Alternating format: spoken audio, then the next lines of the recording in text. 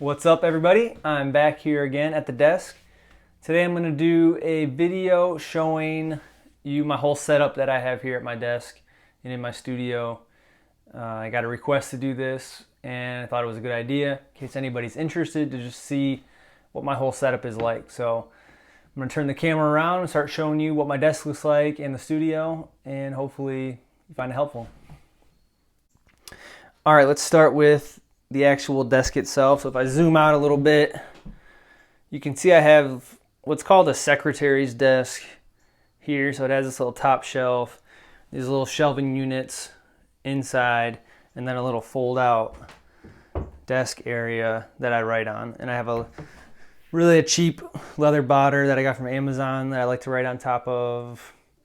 Although I might get rid of it now that I think about it because it's too firm to actually write on top of. So, which is why I have this paper here. This is about 10 sheets of paper that I always write on. I have it clipped here just to keep them together. And I take this just about everywhere I go and write. A few basic tools, my T-square, Ames lettering guide, a protractor, a see-through ruler. Up here, I have pens and pencils and all kinds of things, ink jars.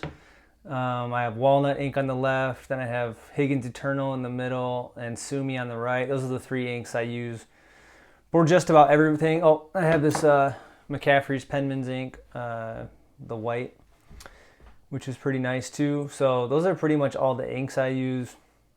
And I have them in these Nalgene little 3-ounce bottles or jars, which are really great. I've never had one leak on me. I got them from the Container Store, so you have to check them out there. Back here I have some water just to maybe thin down some ink. I got gum Arabic over here to thicken up ink. I got a spoon to scoop out some of the gum Arabic or to burnish. I use the back of the spoon to burnish any paper if I need to correct something on something. In these little cubbies I have mostly mail related things, so like envelopes, stamps, things I'll send along with mail. I got more envelopes over here. And up here I have like my return address stamp, some other inks and things, a lighter to clean a nib or to start a nib, which I like to do.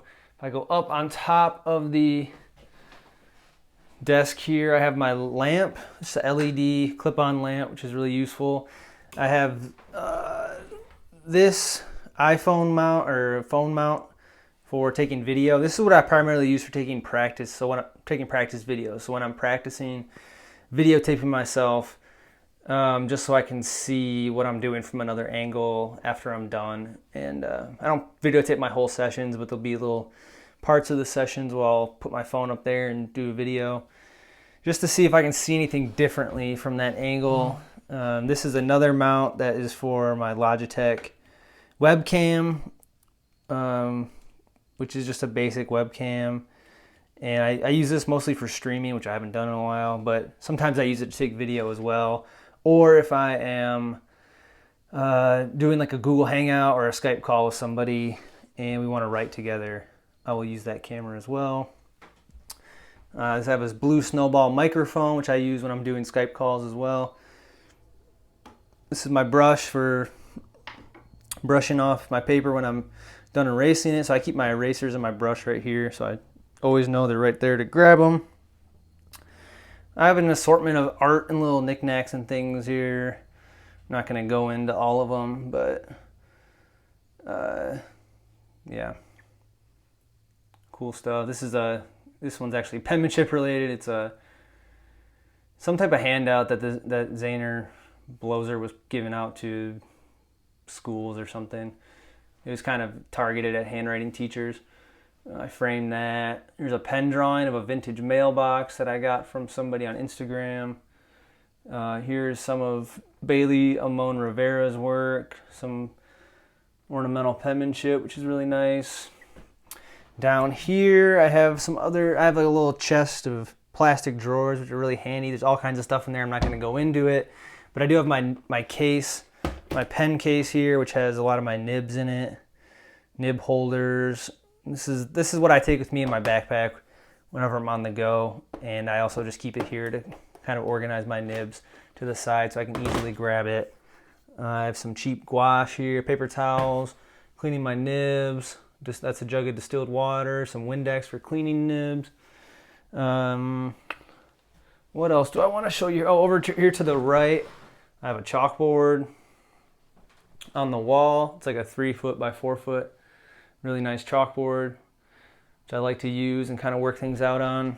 I have this paper organizer, so it's all kinds of different paper in here.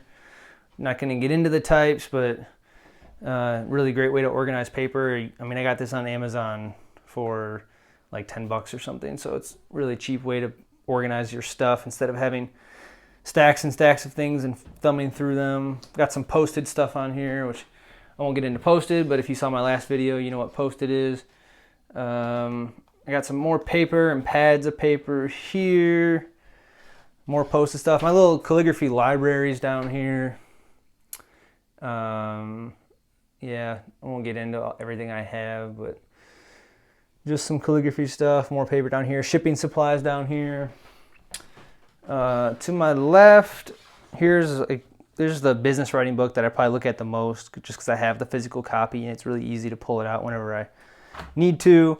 Ornate pictorial calligraphy, really great flourishing book that I've been looking at a lot. This is kind of like my stack of practice paper and kind of good paper. This campus paper is really nice. If anybody's tried it, especially for business, if you want a nice grid paper. They also have some nice blank paper, but it's super thin, which may not be a problem for you. Oh, my chair. So I just have this, actually to my left here, I have a old, really small, like 4-person dining room table with a printer on it and a paper cutter.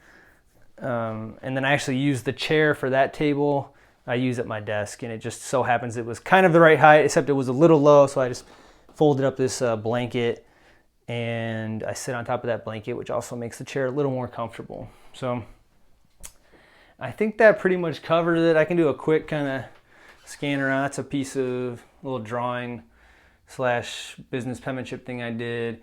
I got some Frank Frazetta art here, which I really enjoy. Even though I'm not really into fantasy, but I just like his art. This is not Frank Frazetta, but it's more fantasy art. That's really cool. These are actually some old cards that I found in a stash, and I just put them in this frame. Really great stuff. More art on the walls. I think it's great. This is a Rembrandt piece.